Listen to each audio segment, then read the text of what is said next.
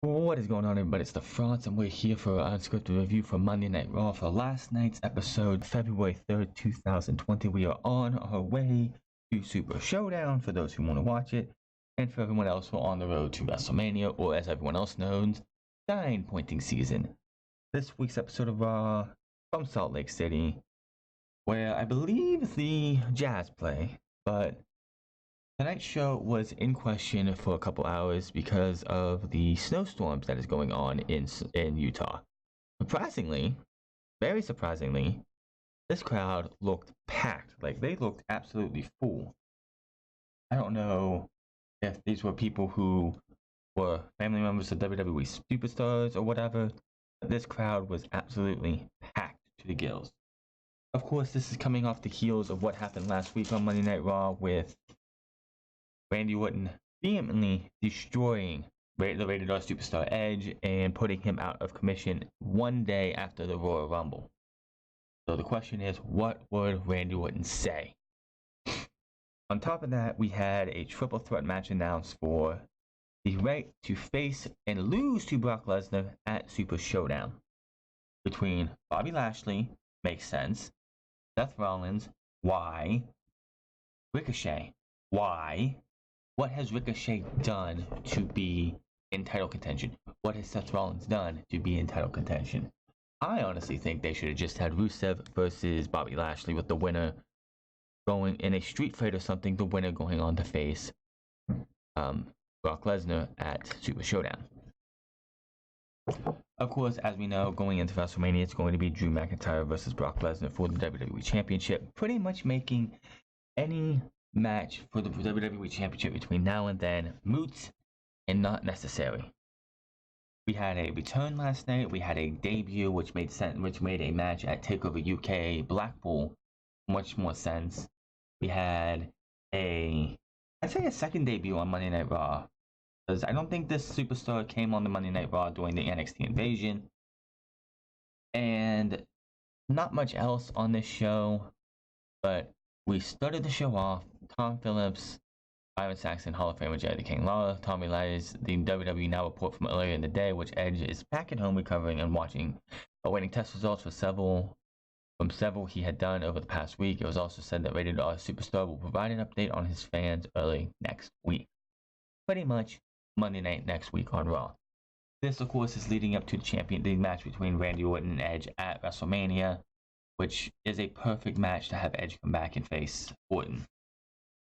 Orton's music hit, he comes out, he takes his sweet time, he slowly leans onto the ropes, fans are booing him, a "you suck" chant starts up, enters the ring, leans on the top rope in the corner, taking it all in and thinking, boos are continuing. He slowly stands at the second rope turnbuckle and looks onto the crowd, jumps back down and continues slowly rocking to the other corner, and the other continue. Orton says he guesses he owes everyone an apology. The boos get louder. You see the thing, and just keeps stopping as the boos drown him out. Fans chant Edge. Now he stops and starts talking again, but a "you suck" chant shuts him down.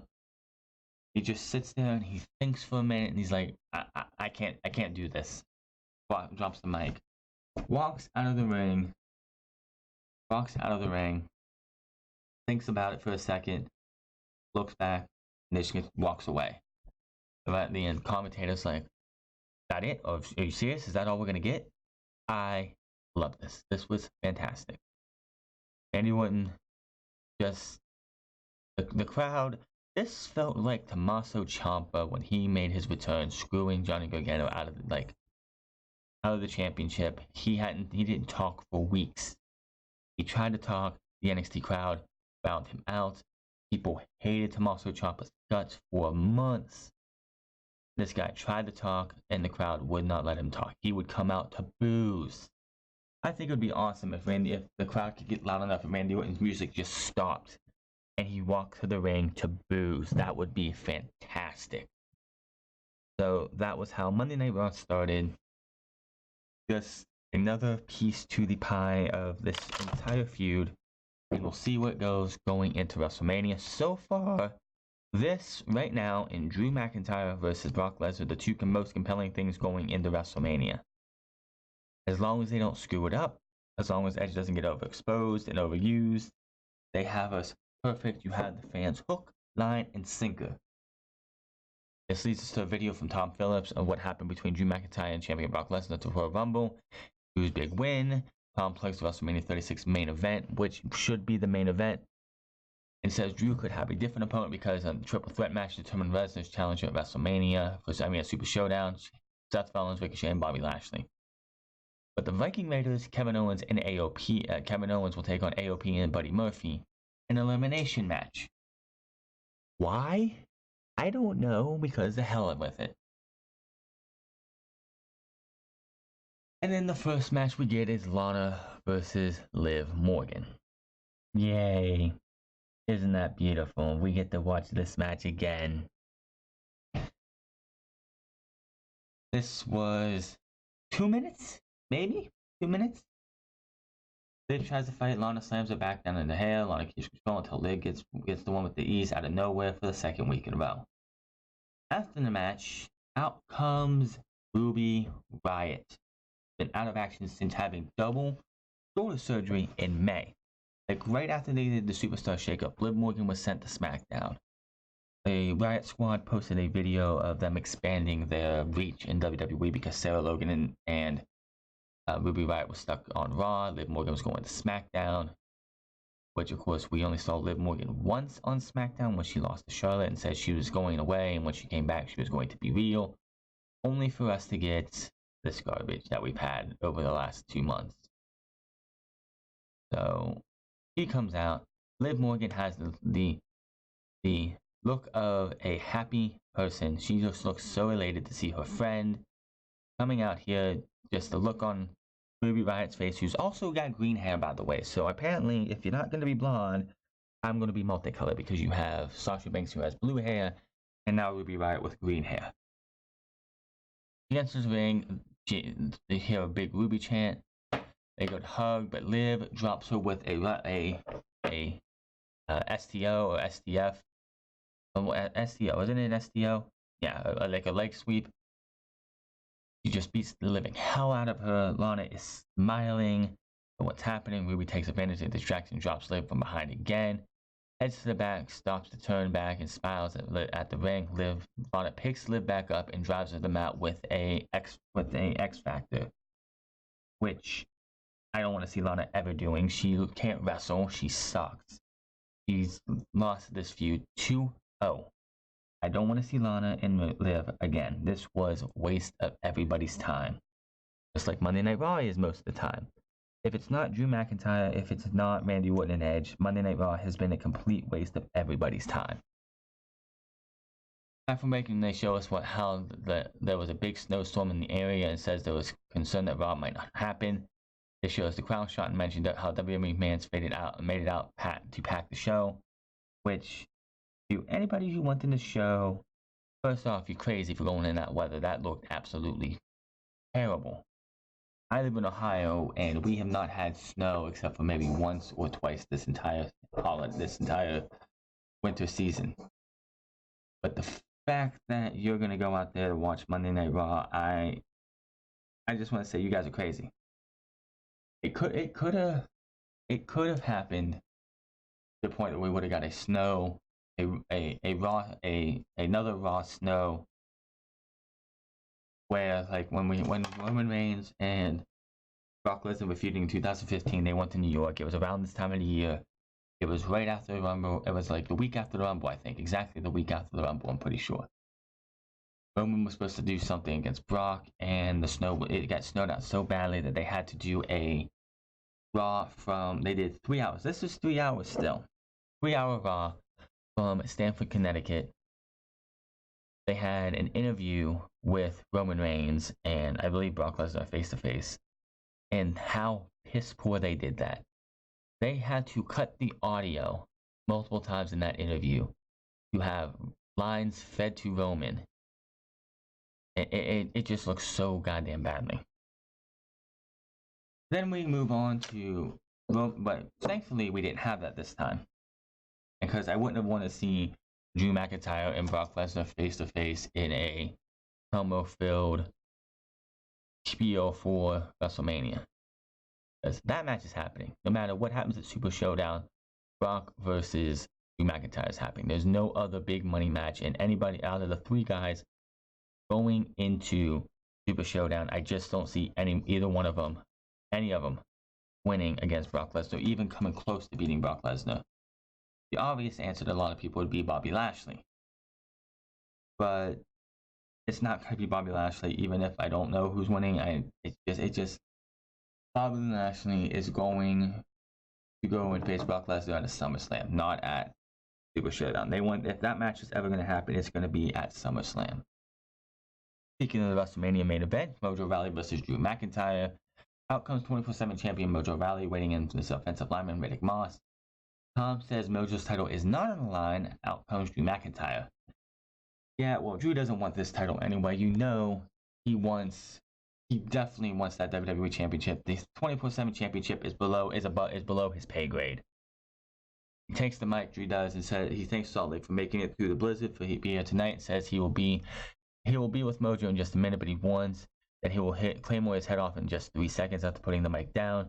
Drew addresses WrestleMania 36 opponent Brock Lesnar and how Brock attacked him from behind last week. Says Brock is a coward and is apprehensive of the sexy Scotsman. Please don't make that a thing. Please don't make that a thing. Here comes the sexy Scotsman, Drew McIntyre. Please don't. Let's just leave it at that. Drew says Brock knows he's just as big and just as fast, and he's got a secret weapon, the Claymore. Fans chant Drew. Drew points out the WrestleMania 36 sign and says he's finally being WWE champion after kicking that oversized head off of Lesnar's body. He's like, I totally forgot you were here, Mojo. But I said 3 seconds. Mojo is looking out at Riddick Moss, saying something, drops the mic, bell rings, Claymore kick, 1, 2, 3. And he didn't even take his jacket off. Mojo Rawley got hit with the Claymore while the dude was still wearing his jacket. So there's just Drew McIntyre destroying a guy like Mojo Rawley. Now, I'm surprised they didn't have R-Truth crawl in from under the ring, pin him, exit the ring with the 24/7 championship, but they didn't do that. So I'm liking what Drew's doing. I'm loving the Drew McIntyre character. He said on After Bell a couple weeks ago that this is the real Drew Galloway coming out at Drew McIntyre now, which is how it should be. You shouldn't be just told that this is how you have to be. This is what we want you to be like. Here's your script, read it. Nobody is going to tell Drew McIntyre how to be Drew McIntyre. Joe McIntyre is going to tell you how Drew McIntyre should be. Now, yes, it's dangerous to have everybody go out there and try and talk because not everybody is a good talker. Not everybody can think off the top of their head. But the fact that you don't give people that opportunity really doesn't help those out there.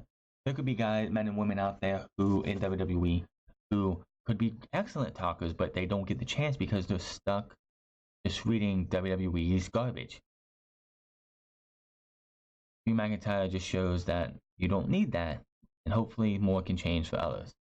Charlie Cruz is backstage with the Authors of Pain and Raw Tag Team Champion Buddy Murphy. AOP goes to speak, but Buddy says he's got this. He says they've already won tonight's match because they're on the right side of history. He mentions being in line with Seth Rollins, the Messiah, and takes shots at Kevin Owens and the Viking Raiders tonight. Rollins, they walk off and says tonight will be historic with him. He sends them away and says he's got this. Rollins goes on about tonight's triple threat match and how he's defeated Brock Lesnar in the past. Says Drew needs to see the writing on the wall and start preparing for another WrestleMania opponent, the Monday Night Messiah, and he walks off. Then we get Kevin Owens and the Viking Raiders versus Buddy Murphy in the Authors of Pain. This was booked absolutely well. This was a good match. It was the right outcome. The Viking Raiders come out after Kevin Owens does, after everyone else does. Samoa Joe isn't here because he's not medically cleared due to last week. There was rumors going around that Samoa Joe is possibly suspended. There's going to be more suspensions coming in WWE after the wellness policy violation of one of the, was it Epico? Of the Shining Stars, or, the clones, and Robert Roode and then Andrade. People out there, including Russell Rhodes, making a hint that maybe Samoa Joe is suspended. Samoa Joe suffered a concussion last week. It was real obvious from him leaving and trying not to leave him turning around and just falling down to his knee. The dude has a concussion. He got knocked for a loop. Who knows how long this guy is going to be out for?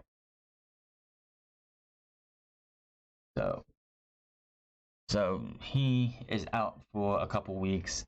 He's going to be out for a couple weeks. It's not because of a suspension. If it would have been for a suspension, they would have said it last week. Who else is going to be suspended? I don't know.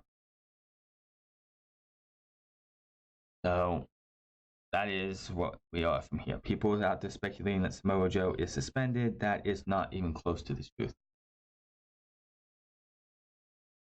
Back from break, and the Viking Raiders and Buddy Murphy and Austin Payne are out next with the tag team champions. Seth leading, and Mike Rome does the introduction and goes over the rules before the match. So these two teams go completely after each other. So Rollins is out there. Owens ends up taking Murphy down to the ringside. They bring him back. Murphy levels Owens for a 2 count as Rollins cheers him on. AOP with more tags, power moves, yada yada. Owens is fighting as much as he can. Murphy comes back and keeps Owens down. Rollins poses at ringside and mostly boos. Murphy gets dropped by Owens, but he can't keep the momentum going. Razor tags in and pounds on Owens. They are taking it as they can. Big stunner on the Acom with the middle of the ring. Owens covers for a pin right after the last elimination. So it's down to Owens and Razor. Rollins sees at ringside, hyping Razor up, getting him in the face, pushing him around, getting him hyped up and ready. He sends Razor back into battle, but Owens rocks him and super kicks him in the corner. Owens gets dropped in the corner and hits a running cannonball. Owens goes back to the top and nails a senton, but Razor kicks out, and Owens out at 2, and Owens ends up picking Razor up on his shoulders, gets up from the apron distraction. Rollins gets up. Owens swings at him, but allows Razor to turn Owens inside out. Razor with a spine buster in the middle of the ring. Rollins barks orders at ringside as Razor nails another big spine buster on Owens for the pin in the win. Right, team won. Got to keep the momentum for the Messiah and his goons. So that is what you can say on that. Mojo won. I hope he does get better. I don't want to see him missing ring time because of an injury, especially a concussion. Those absolutely suck. Because unlike if you have a wrist injury or something, you could be seen in WWE. You might take bumps and stuff. With the leg injury, it could be used. It could be used for injury for storyline purposes, but a concussion, if you have a concussion, you can't be seen anywhere, and it absolutely sucks. So Mojo, hope he comes back. Let's see where this is going. After the match, AOP music hits as Rollins and Razor march up the ramp. They're greeted by Murphy and Acom on stage. Rollins, Murphy, Acom, and them all stand tall. Owens recovers in the ring. Owens stands up in the middle of the ring and receives an ovation from the crowd. He takes it all in and goes to leave. If this is doing anything for anybody, this is giving Kevin Owens more sympathy. It's making Kevin Owens look more like a certifiable badass than anything else. In the end, Kevin Owens could come out of this looking the best out of everybody. So there is that. Kelly Cruz was with Ricochet. She asked him about tonight's triple threat match. Measy says he wanted to be WWE champion since he was a kid. Of course you do. That's what everybody else wants. That's what Kevin Owens, Seth Rollins, Acom, Razor, maybe anybody else who works in WWE. If you're not in it to be WWE champion, you're in the wrong business. Tonight he has a chance to prove that. He knows the odds are stacked against him and he has a slim chance. Ricochet says tonight means everything to him and he walks off. We go to the commercial, we go back right to the ring, and out comes Aleister Black, back to commercial. Eric Young is in the ring, and we have Aleister Black versus Eric Young. So, unlike the last 2 matches that Aleister Black has had, Eric Young actually put up a fight. He actually got to ram Aleister Black in the corner, work him over, fight for a bit. Young keeps rocking and beating up on Black. Until Black sweeps his legs. He gets worked over on the mat. Black with a big knee. Young keeps bringing it back, fighting back. So Black levels him, counters him, drops him with the back mask. 1, 2, 3. So it wasn't a huge. It wasn't a 5-star classic or a 2-star. But unlike the last 2 matches where it's Black mask that's over, Eric Young got some work in. It's a damn shame that Eric Young, one of the best that has been in the business when it comes to character builders. One of the best characters in the game. He's been able to be a bumbling idiot, a serious a psychopath, and everything in between. And he's reduced to being a jobber and hardly ever used. It sucks that Sanity didn't work out. He was the best thing about him was being in that leadership role, and here he is getting beat in about 3 minutes through Aleister Black. After the match, Black sits in the ring as in front of Young. He stands back up as we go to replays. He takes the mic and asks if you remember when you were young, they told you that you could do whatever you wanted to, until you really later realize that it's quite the opposite. Black never understood that our system because that's not real or authentic. He's a firm believer that people should believe in who and be who they are because it drives relentless competition. The lights go down and lights shine over him as he sits in the ring. Black goes on about talking about everyone in Raw locker room and says while they are laying there, they will realize it's been done by a person who was told he could be whatever he wanted to be. He stands back up and makes his exit as the music hits. So, I don't know where he's going with this. What's his plan? Is he going to be WWE? Does he want to go for the WWE Championship? Does he want to go for the United States Championship when that suspension is over in about, what is it? Yeah, on Thursday, February 27th, that suspension for Andrade will be over, so we won't see him till March. Yay. We see how Humberto Carrillo dropped the United States champion Andrade on the concrete. Of course, as we know, Andrade is suspended for 30 days for wellness policy violation. Of course, they're not going to talk about that or say that. And we have Humberto Carrillo coming out. He's supposed to be in action. We see it starts from the Biggest Loser, who really cares. Carrillo is waiting in the ring when all of a sudden, on the graphic, it says Angel Garza, accompanied by Zelina Vega. Garza, of course, is Carrillo's cousin. Vega goes on about how Carrillo messed with her business. She mentions Andrade being dropped on the concrete last week, and it's much worse. Garza is a former champion, the hottest Latina prospect, and Humberto's cousin. Fans boo them. They enter the ring, and Garza takes the mic. He said he gets the what treatment to begin the promo. He talks about Carrillo and says he is the leader. I am the leader of the family. So Humberto answers to him. Garza goes on saying Carrillo disgraced the family and then has the mic snatched away from him. Carrillo speaks in Spanish. Vega slaps him. Garza drops him out of nowhere and beats the hell out of him. Works him over, drops him into the middle ring with a wing clipper. Vega barks him, or cheers him on. Fans boo Garza after the clipper. Vega instructs Garza to send Carrillo to the floor. He does and sends Carrillo into the steel steps. Vega exposes the concrete by pulling down the mat. The mat music hits and out comes Rey Mysterio before the concrete could be used again, making the save. Garza hits the ring with Vega and they taunt Rey. Garza tells him to bring it.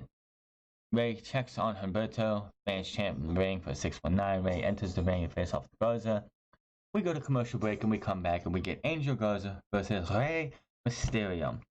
So we go from Rey Mysterio versus Andrade to Rey Mysterio versus Angel Garza. I mean, okay, I guess we can have we can just do pretty much the same thing we've been doing every single week for the last 6 months with Andrade versus Rey Mysterio, with Andrade versus Angel Garza. Now, am I saying it's a bad thing? Yes. And yes, Rey Mysterio has had a lengthy history with the Garza family, with Garza Jr. being in WCW, possibly ECW too. He's known this family very, very well. Definitely a hell of a match these two had. Unfortunately, it ends in disqualification as Garza launches Rey into the barrier, grabs him, drops him on the exposed concrete with a hammerlock DDT. And that is that. Fans boo as Vega and Garza stand tall. Some chants of "you suck." We go to replays where Garza and Vega head to the ramp, stopping the stage to turn around and taunt. We see referees checking on Rey as he lays in exposed concrete. What makes you think that Rey Mysterio is going to be out for a month? I could see when Andrade comes back, Rey Mysterio and Humberto Carrillo versus Garza and Andrade. So the circle continues. Can we get Rey Mysterio to feud for somebody else? I mean, yes, the United States Championship is kind of in limbo right now because the champion is gone. Champion is gone. He is on suspension, and there's nothing else we can do. The biggest reason they say that Andrade is still champion is because Paul Heyman wants to see him as a big star, wants to build him as a big star. No, the reason Andrade is still United States champion is because he's engaged to Charlotte, and I'm pretty sure she pulled strings backstage to keep the championship on Andrade. How many times have people been suspended over the last since the wellness policy became a thing in I believe 2007 or 2005? I think it was when Eddie passed, right? When Eddie passed, they brought out the wellness policy. Every time somebody is a champion, they lose the title and then they're off on their merry way. There was no reason to keep the title on Andrade. So I think Charlotte Flair had something to do with him keeping the championship. Must pay to be engaged to the Flair. Out comes Charlotte. She points to the WrestleMania sign because it's sign pointing season. Because everyone wants to, even though Charlotte Flair was the one who said that, like, she's like made a comment like 2 years ago when she was champion that she doesn't need to point to WrestleMania. She knows where she's going. But here she is, pointing to WrestleMania because they gave her a championship, a mandatory Royal Rumble she did not need and did not deserve.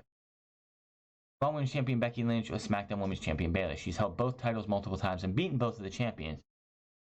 She's actually held all. Fans start chanting for Rhea. And Flair says, yes, the Queen has love for NXT and NXT has love for the Queen. She says she's held all the gold 10 times, but the Queen still wants all the gold, and she goes on, and out comes Rhea Ripley. Rhea enters the ring with her title as the NXT champs break out. Ripley says Flair didn't win the Women's Royal Rumble. She did win the Women's Royal Rumble. Now she gets to challenge for any title she wants at WrestleMania. And like she said, she's already beaten Becky and Bayley, but do you know who she hasn't beaten? Me. As a matter of fact, Ripley has actually beaten Flair. Ripley says if Flair is going to challenge her for any title at WrestleMania, well, she drops the mic. Takes the title from around her waist and raises it in the air. Fans chant yes. Flair approaches Ripley in the middle of the ring and looks up and down. Flair walks around Ripley and exits the ring. The fans boos.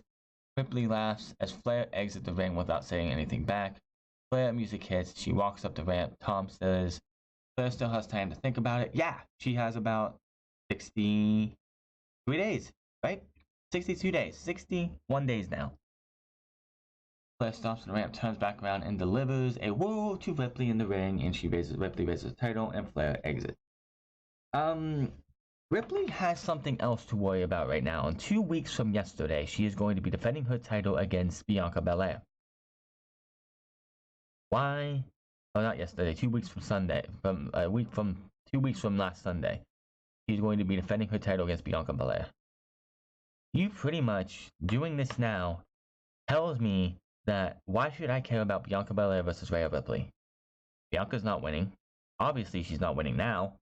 The bigger match in WWE is Rhea Ripley versus Charlotte Flair. So why would you wait? And by the way, Charlotte Flair is going to be on NXT this week to answer that challenge. I can understand why WWE wants to do the whole Super Showdown thing. Drew McIntyre has already made his decision. That was obvious.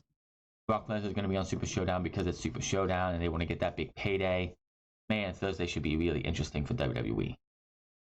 But Charlotte Flair, when Asuka won the Women's Champion, the Women's Royal Rumble 2 years ago, she waited until SmackDown's pay-per-view that they had, which was Fastlane. They had Fastlane that year in 2018 because that was the last pay-per-view that was non-brand exclusive that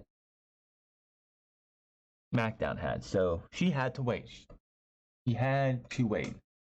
And she did. She did. And what did she do? She picked Charlotte that night. So I don't understand why we can't wait till TakeOver. If you wanted to, I would have had Charlotte show up at TakeOver. Make her speech and be like, make a hint. Don't say anything, but make a hint that she might show up at TakeOver Portland. And after Rhea beats Bianca Belair, then Charlotte comes out.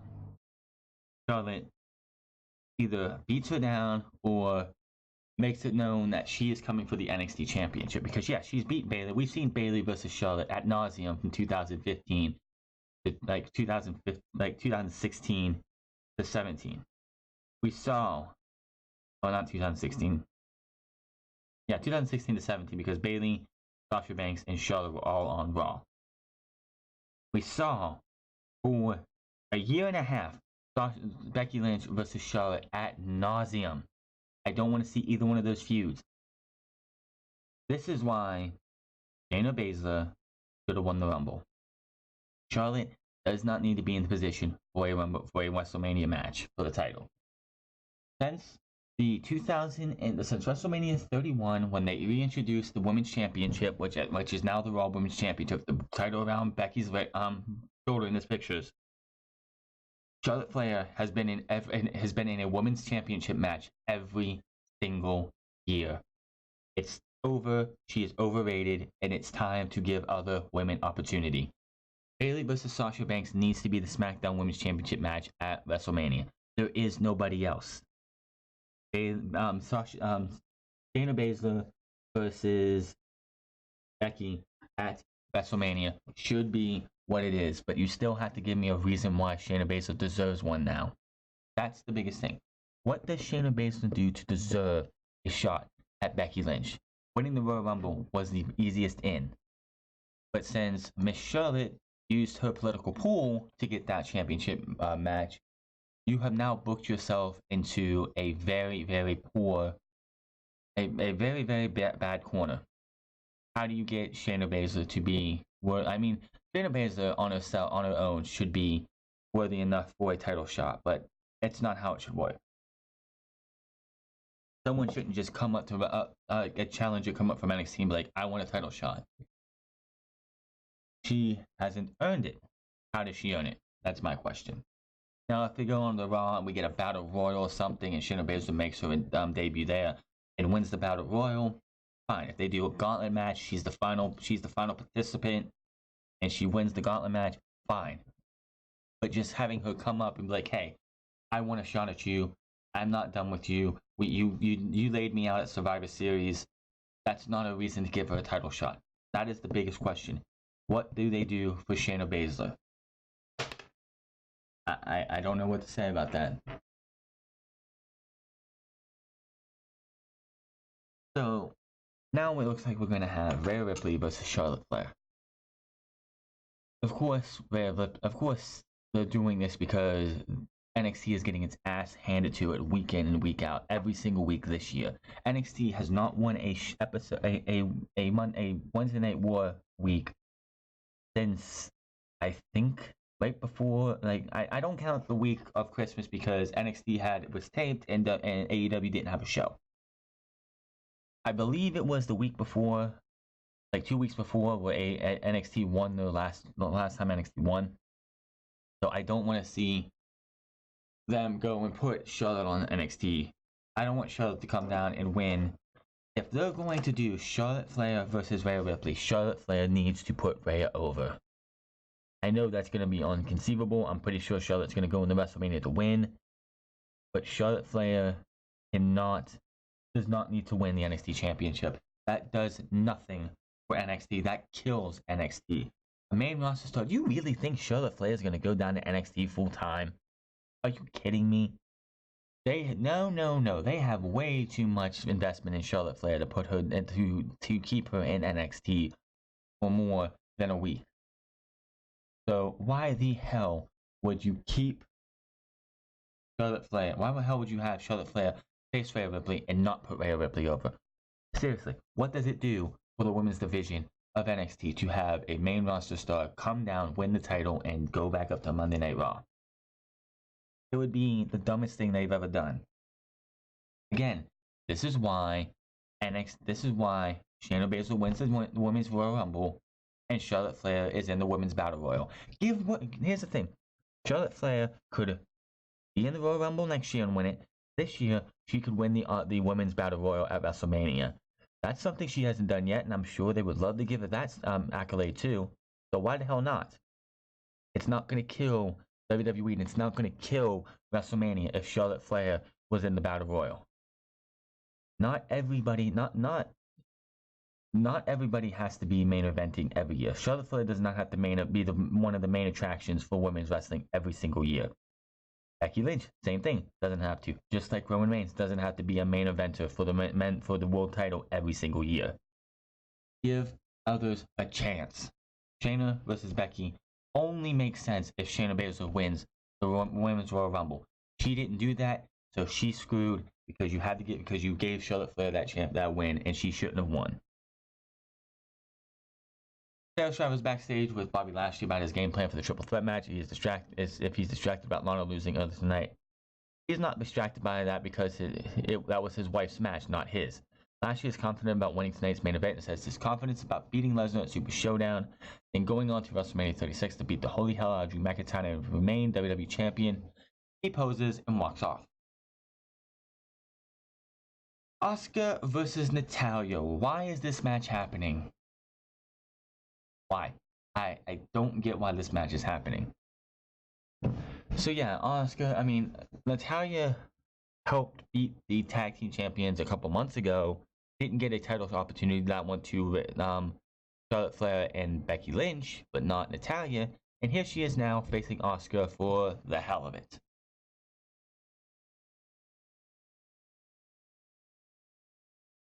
Bell rings. They have themselves a match. This match was okay. Not like Asuka's great, and Natalya's a good hand. She is a good hand. She's nothing really else. Natalya brings Asuka back to the ring, but Shane grabs her from behind. Natalya turns back around to stare her down. Shane. Asuka takes advantage of the distraction, takes Natalya down with the Asuka lock, and tries to resist, but eventually taps out. What did this do? Asuka, Kairi Sane are your women's tag team champions. When was the last time they defended these titles? Oh, that's right, TLC. Burn these titles to the fucking ground already. There is no reason to keep these championships.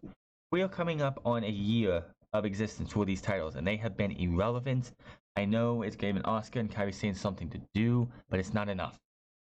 These titles just don't work in WWE.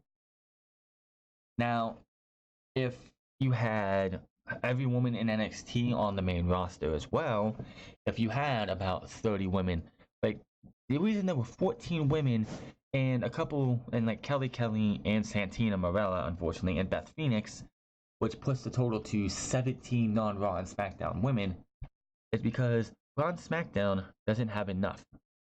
Now, it's a damn shame Ruby Riott made her return this week and she's been cleared for a couple weeks, so why wasn't she in the Rumble? Well, Ruby Riott could have made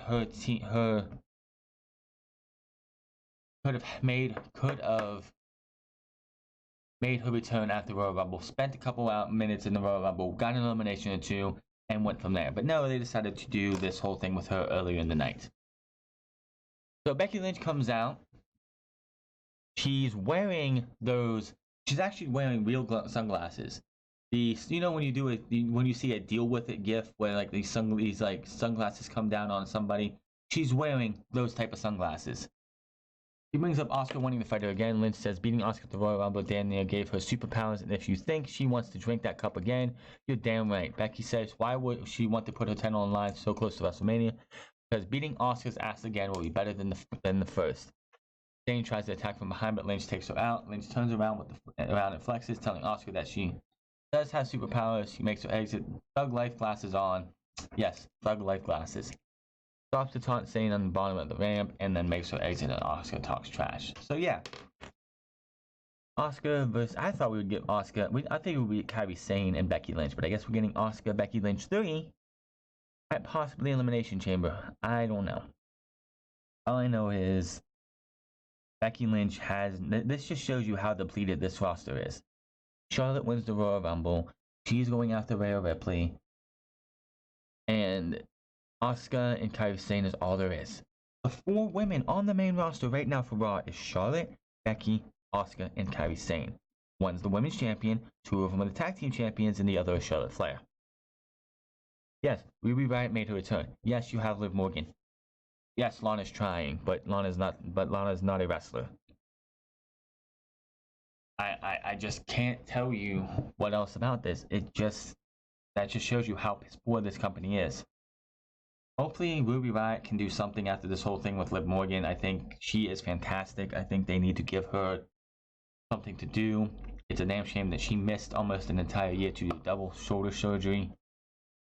I would love to see her get into the mix for the Women's Championship. I would take Ruby Riott over Asuka for a Women's Championship match against Becky Lynch because we haven't seen it yet. But no, they're going with this. I would have rather, yeah.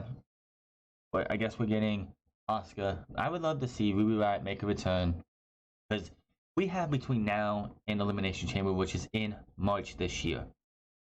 They could spend between now and Elimination Chamber building Ruby Riott up, giving her a couple wins, mixing up with Asuka. Her and Asuka have a singles match. The winner goes on to face Becky Lynch at Elimination Chamber. Ruby Riott wins, and we get that match. But no, they're just gonna go straight back to this. What else can I say? Title shot, Raw Women's Champion. WWE Triple Threat match for the WWE title shot at Super Showdown. Seth Rollins, Bobby Lashley, and Ricochet. Now, Seth Rollins had no business being in this match. Seth Rollins is a tag team champion. He's feuding with other people. I don't know why they gave him this title shot. Why he even gets in the talk of a title shot makes no sense to me.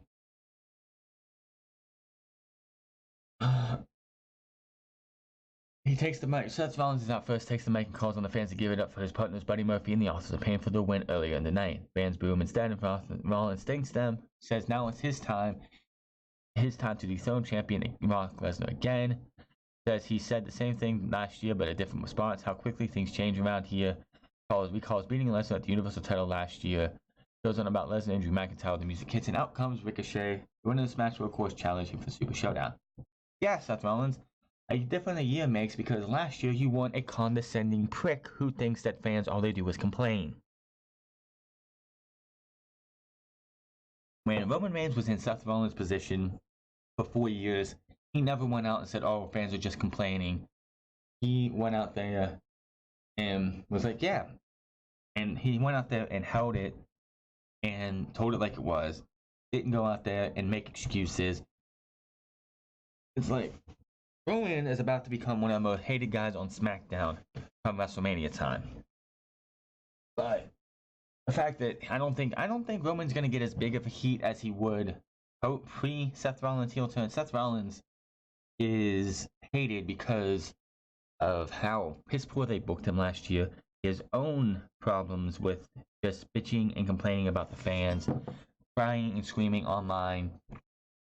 Like attacking Will Ospreay verbally, attacking Kenny Omega verbally, just coming off as a big time loser and a clown. And the sad part is it's rubbing off on Becky Lynch. But it's just Seth Rollins last year, this time, was everybody's man. And it's not because he won the WWE Universal Championship that people turned on him. It's not because he lost it and then won it back and turned people on him. It's the fact that he comes out as the biggest crybaby, the biggest asshole, the biggest prick out there. And now he comes out and tries to be like this big messiah and everything. I know this is supposed to be his character now. It just isn't working. So we get this match here, and the crowd is loving this match. The crowd was great on this night. This had to be the most full I've seen, even with the snowing weather. Somebody made a joke that it's like, the WWE needs to have the fans like have more snow, like go to more places with snow, like inclement weather that could like cause the show to go haywire because this crowd was full. This place was packed, and I don't even think this crowd would have been this full had it not been for the snow. Who knows? I could be wrong. Utah, I don't really remember Utah ever being this packed for WWE. But it's coming down to the wire here. Ricochet climbs up for a suplex, but Lashley joins him. Lashley hits goes for a back suplex, but he lets go while Ricochet does a superplex onto Rollins. Rollins rolls out of the ring. Lashley and Ricochet tangle some more. Ricochet goes up top, hits a 630 on the fans, on the Lashley. 1, 2, 3. Ricochet is moving on to Super Showdown because of course he is. I feel this is a Paul Heyman, Brock Lesnar move. I don't think Paul Heyman and Brock Lesnar want to face Bobby Lashley. He went with Ricochet. Lesnar immediately rushes down in the ring, drops Ricochet with a big F5. Fans boo and cheer. Lesnar stands tall, raising the title. Raw goes off the air with Ricochet versus Lesnar confirmed for Saudi Arabia, while the Beast stands tall over his challenger. So there it is. One last title match before WrestleMania. Kind of figured Super Showdown would be Brock Lesnar's next title defense. Am I shocked it's Ricochet? No. Brock Lesnar, of course, works better with smaller guys. Minus, of course, Kofi Kingston, even though what they did in the Rumble was leagues better than anything that could have happened on Fox debut. So, I want to see what happens with these two. Not really. I'm not going to watch Super Showdown. It's not my thing. I'm not watching that stuff. I'd rather watch New Japan stuff than watch them go work for blood money. So, Ricochet, Brock Lesnar, WWE Championship. It hopefully will be a good match. Hopefully it won't be something where it's like a 2-minute F5, 1, 2, 3, done, out of here. But knowing Brock Lesnar, we'll get the Kofi Kingston, Ricochet will get the Kofi Kingston treatment. He'll go on, go for something, caught up, F5, 1, 2, 3, and it's done in 8 seconds. Bobby Lashley not winning makes sense because I know Bobby Lashley wants the match. But WWE is not going to give that match to Saudi Arabia. Even WWE knows these shows don't matter that much. They don't care. They don't care about these shows. That's why they go out there and make them glorified house shows, pedestrian at best. They're going to say if they're going to do Lashley versus Brock Lesnar, it's going to be at a WrestleMania or a SummerSlam. Plain and simple. No ifs, ands, or buts about it. I think it should be at SummerSlam without the title anywhere to be seen. Brock Lesnar needs to go back to having attraction matches at SummerSlam, at WrestleMania, without the WWE Championship. Once they added the WWE Championship in, 2014, that's when you knew that things were just going to start going wrong for WWE. Lesnar does not need the title. Lesnar doesn't help the title. The only reason the WWE Championship doesn't get as devalued as the Universal Championship, which is on life support as it is because it's been around for 60 years almost. So that's why it works so well. But that is your Monday Night Raw review. Show was slightly better than last week, but only by a mile, only by a smidge. And tonight is Dark, which will be very interesting. I watch them, but I don't review them because AEW Dark and NWA Power are my leisure. I watch that at my leisure. Watch that at what? That's me watching New Japan. I watched both New Beginnings and Sapporo over the weekend. And I didn't review those because I wasn't going to, because it's something to get me away from WWE and AEW's TNT show. It gives me a time to relax and just enjoy wrestling as a fan, not as a critic, not as a podcaster, not as anything. And honestly, if you're there watching wrestling and you're getting pissed at WWE, if you're tired, if you're somebody who does a podcast who just sits there and critiques WWE, and you need something to watch to, relax, you still want to watch wrestling as a fan without having to critique, watch NWA Power, watch AEW Dark. Those two shows, you have Power, which is a serious wrestling show that feels like the classic 80s. AEW Dark is more of a lighthearted, sometimes comedic show because things on there do happen that are funny and comedic. But that is your Monday Night Raw review. Hit that subscribe button, comment down below, like or dislike this video. Find me on Twitter at The France Club. Find me on twitch.tv/The France Club. And I'll see you guys Thursday for AEW on TNT. Friday for SmackDown. Friday for NXT. Saturday for SmackDown. And Sunday for episode 106 of Unscripted. We'll go over, if there's any more suspensions, we'll go over them.